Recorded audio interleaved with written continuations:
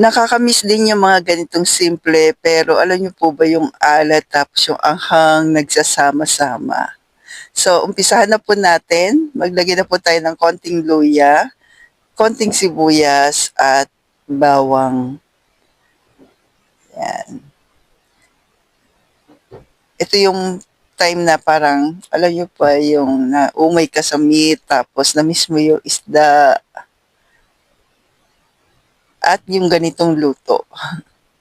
So, pasimplihin lang po natin ngayon yung ating low carb meal idea. So, nilagay ko na po yung ating isda. Pero, medyo prituhin pa natin ng konti. Kasama na po yung mga aroma. Tapos, lagay tayo ng paminta, coco aminos,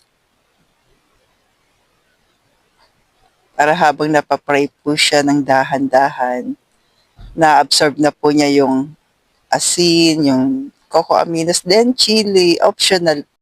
Optional lamang po yung chili. Ayan. Fry natin ng konti.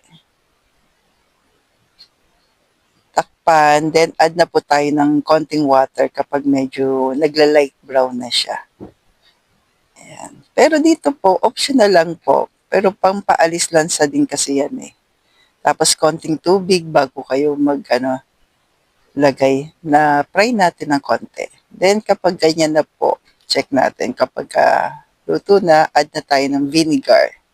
Tapos takpan lang natin. Di ba po, ang bilis lang. Mga 2 minutes lang po ito. Then meron ko lang po napakasarap. Nakakamiss lang talaga yung ganitong lasa. Tapos maanghang. Tapos add na lang po tayo ng boiled egg. So stay healthy, stay low carb.